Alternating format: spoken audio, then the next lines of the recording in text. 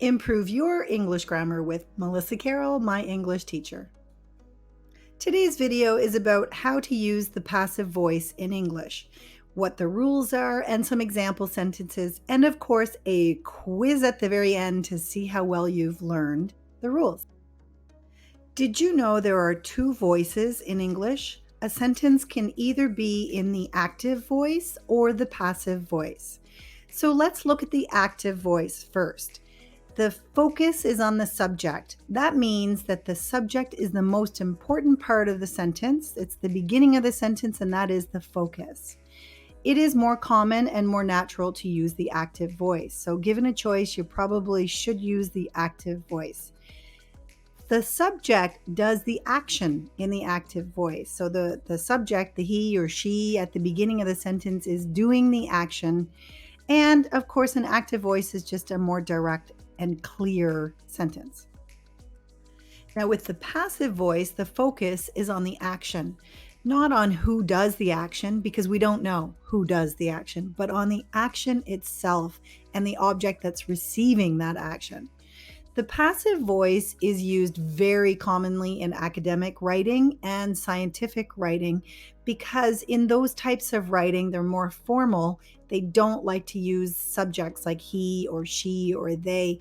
So we would use the passive voice to avoid using the subject, which brings me to the next point, and that is who does the action. In the passive voice, you don't know who does the action, or you do know and it's not important, or everybody knows, so you don't need to say it. And of course, the passive voice is easily identified by the by prepositional phrase. So because by is a preposition and it introduces a little phrase like by Mark or by Melissa or something like that, then that's called a prepositional phrase. Very commonly used with the passive voice. Let's look more closely at an active voice sentence. Here's a simple sentence. The ball hit Mark. Well, the ball is the subject, and this subject does the action. The ball is doing the action of hitting Mark. But if you look at the passive voice, Mark is the subject, but Mark doesn't do the action. He actually receives the action. Mark was hit by the ball. So notice, by the ball is the prepositional phrase. And note, both of these sentences need an action verb. You can't use a non-action verb in the passive voice. So when would you use the passive? Use the passive when you don't know who did the action. For example, our house was broken into. We don't know who broke into the house. You might want to remember that with all crimes, because we don't really know who commits them, we would always use the passive voice to talk about crimes.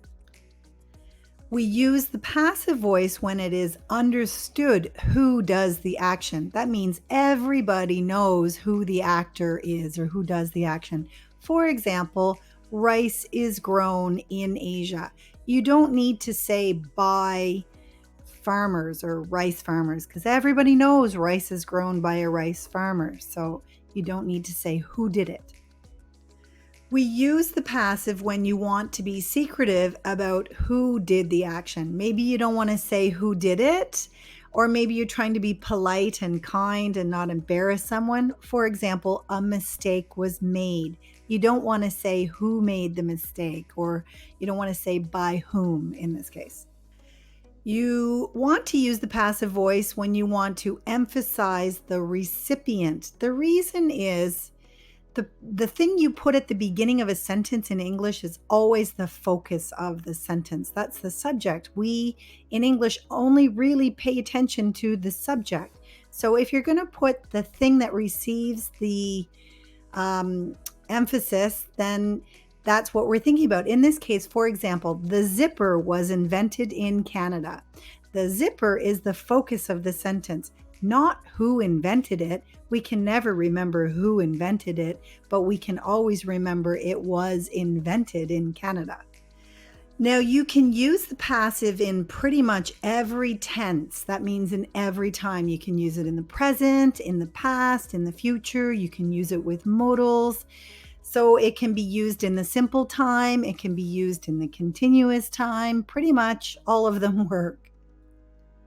But you need to know how to use the form of the passive in a sentence. So this is what it looks like. You have a subject, the verb to be, which you will conjugate in all those different times, and then the past participle. That's the third column in the past tense column, of a transitive verb. Now, a transitive verb is any verb that takes an object. Well, what do you mean? For example, the verb to play. Well, you would say play what? The piano. The verb to play is a transitive verb. Okay, let's look a little more closely at a sentence in the passive voice. Below you see in the purple, the sentence is the cello was played expertly by Mark. So the subject is the cello, the was is the verb to be, past participle is played. Again, you don't really need to say by Mark, but if you want to include the by prepositional phrase, you can. Okay, well, let's compare an active voice sentence with a passive voice sentence. Mark played the cello expertly. Mark is the subject doing the action, but in the passive voice, it's the cello that is the subject. The cello was played expertly by Mark, if you want to include that.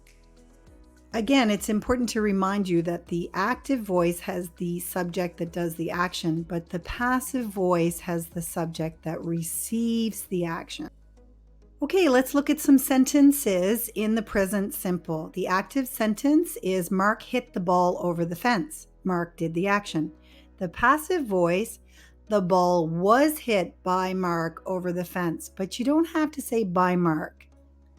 Let's look at the present continuous. The active voice sentence is Mark is hitting the ball right now. And in the passive voice, the ball is being hit right now by Mark, if you want to say that. A past simple sentence looks like this in the active voice. Mark hit the ball over the fence yesterday. In the passive voice, the ball was hit over the fence yesterday by Mark, if you want to include that. The past continuous will look like this. The active sentence, Mark was hitting the ball at that time. Passive sentence or passive voice, the ball was being hit at that time by Mark. So let's look at a couple of sentences in the present perfect. The active voice looks like this. Mark has hit the ball over the fence. The passive voice, the ball has been hit over the fence by Mark. And in the past perfect, you do need to use two verbs in the past tense if you're going to use the past perfect. The active voice sentence, Mark had hit the ball before he fell. You need two verbs, hit and fall. And then the passive voice, the ball had been hit by Mark before he fell. The future simple, your active voice sentence, Mark will hit the ball today. The passive voice, the ball will be hit by Mark. With the future be going to, your active sentence is Mark is going to hit the ball today. And the passive sentence, the ball is going to be hit by Mark today. You get the idea, I think. And the last example is a modal. Let's use the modal could. Could means a possibility. So in this case, the active voice is Mark could hit the ball today. It's possible he will hit it. Or the ball could be hit by Mark today. It's possible the ball could be hit by Mark today. So a few notes to remember. When using the passive voice, we use it to highlight the thing or person receiving the action. It is common to use passive for general truths, like you saw in the example, rice is grown in Asia. That's generally a truth, general truth. We use it when the actor is unknown or irrelevant. So we don't know when crimes are committed by which criminal usually, and it is irrelevant when everybody understands it's a rice farmer who does grow the rice. And it is very commonly used in academic and scientific writing because you can't use he, she, they, those types of subjects in that kind of writing. Okay, here we are at the pop quiz. It's your turn. Let's see if you can change all of these active voice sentences into the passive voice. So Mary buys a boat. Mary is buying a boat. Mary bought a boat. Mary has bought a boat. Mary will buy a boat. And Mary could buy a boat. Pause the video here. Try to make your passive sentences and then check your answers on the next slide. The answers are: a boat is bought by Mary. A boat is being bought by Mary. A boat was bought by Mary. A boat has been bought by Mary. A boat will be bought by Mary. And a boat could be bought by Mary. So how did you do? Leave me a comment below. I'd love to know. Thank you for watching a video by Melissa Carroll, my English teacher. Don't forget